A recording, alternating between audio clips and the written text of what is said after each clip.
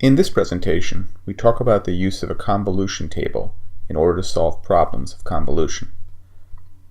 We don't need to use the integral in order to find the convolution of two signals if someone has already computed what the convolution is and tabulated it.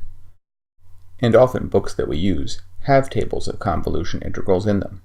For example, if I was using the text by Lottie and wished to find the convolution of the unit step u of t with the causal exponential e to the 2t u of t, I could go to row 2 in my convolution table and I'd find the following form. x1 equals e to the lambda t u of t and x2 equals u of t. Note that this is the same as my problem. Here they're in the opposite order, but we know order doesn't matter in convolution because it's a commutative operation. And here the general form is given. Lambda is given rather than the specific value 2. But I can use this result. I just have to remember to plug in 2 for lambda. So the result in the convolution table is x1 convolved with x2 is 1 minus e to the lambda t over negative lambda u of t. Therefore, the solution to our problem, the convolution of u of t with e to the 2t u of t, is e to the 2t minus 1 over 2 times u of t. Now let's look at a mechanical example. I have a mass of 2 kilograms on a spring of 128 newtons per meter. A force acts upon the mass. The force is the input, x of t, and the output is the displacement of the mass, y of t. This is governed by the differential equation my double dot plus ky equals x. Suppose my input is a unit step, x of t equals u of t, and that both my initial conditions, position and velocity, are 0. We're looking at the zero state response. Let's find the response to the input. Let's review the method we're going to use to solve this problem.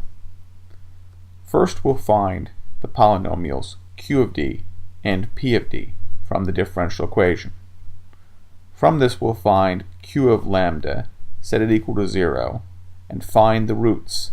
These are the characteristic values, the lambda sub i's. Once we have those, then we have the modes, because those will be e to the lambda it. Given the modes, we can then solve for yn of t, and from yn of t we can find h of t.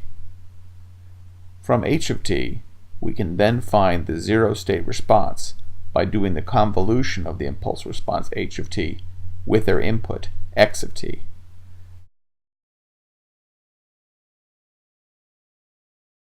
So we'll start from our differential equation. 2y double dot plus 128y equals x. We'll now use the differential operator notation. 2d squared plus 128 quantity times y of t equals 1 times x of t. So we note that q of d is a second order polynomial, n equals 2, and p of d is a zeroth order polynomial, m equals 0. q of d is d squared plus 64, and p of d is 1/2. Note that we've made the lead coefficient of q of d equal to 1. This is necessary for the simplified impulse matching method. The characteristic equation is q of lambda equals lambda squared plus 64. The roots of this are as follows.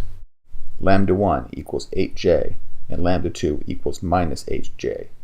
Note that this is not a case of repeated roots. These are distinct roots. However, they are imaginary. So our impulse response has the following form. h of t equals b0 delta t plus quantity p of d multiplied by yn of t times u of t. We use our method for finding the impulse response of systems. Yn is a solution of yn of t equals c1 e to the 8jt plus c2 e to the minus 8jt that has the initial conditions yn at time 0 equals 0, yn dot at time 0 equals 1. So setting yn at time 0 equal to 0, we find C1 plus C2 equals 0. That's equation number 1. We then find yn dot. It is 8j C1 e to the 8jt minus 8j C2 e to the minus 8jt. And we set it equal to 1 at time 0, which gives us the equation 8j C1 minus 8j C2 equals 1. That's equation number 2. We solve equation number 1 and number 2 for the values of C1 and C2. C1 equals 1 over 16j, and C2 equals minus 1 over 16j. Note these are complex conjugates, as we expect. So now that we've found C1 and C2, we're ready to piece together the solution. Yn of t is 1 over 16j e to the 8jt minus 1 over 16j e to the minus 8jt. Now we can combine together the e to the 8jt term and the minus e to the 8jt term and form that into sine 8t. So we find yn of t is 1/8 sine 8t. Since we found h of t is 1/2 yn of t u of t, we know that h of t is 1/16 sine 8t u of t. And now for the total response. We know this is the zero input response plus the zero state response. The initial conditions here are 0, so y of t is a zero state response, which is the convolution of h of t and x of t. So we know that y of t is h of t convolved with x of t, and that h of t is 1/16 sine 8t u of t, and x of t is the unit step u of t. So now we're ready to find the answer, and we'll look in a convolution table. And looking there, we find the following. x1 is equal to e to the minus alpha t cosine beta t plus theta u of t, and x2 is e to the lambda t u of t. And this matches our form. If we choose alpha equals 0, beta equals 8, theta is minus pi over 2, and lambda equals 0. Now, theta being minus pi over 2 changes our cosine into a sine, and therefore the forms match. In this case, x1 of t is sine 8t u of t, and x2 of t is u of t. Now, since h of t is 1/16 x1 of t, we have y of t equals 1/16 x1 of t convolved with x2 of t. Now we will plug in our values for alpha, beta, theta, and gamma into the general form found in the table.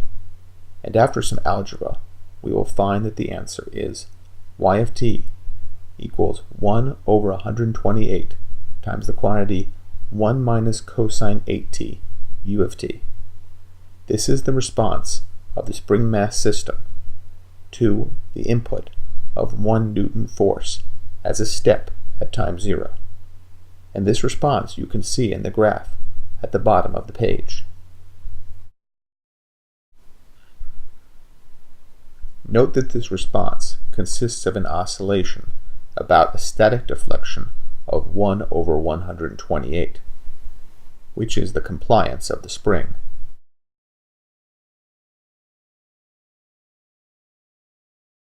Let's now review the procedure we used for solving this zero state problem.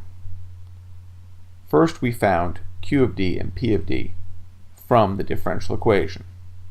We then found the characteristic values and the modes. And from this, we were able to find Yn of t and B0.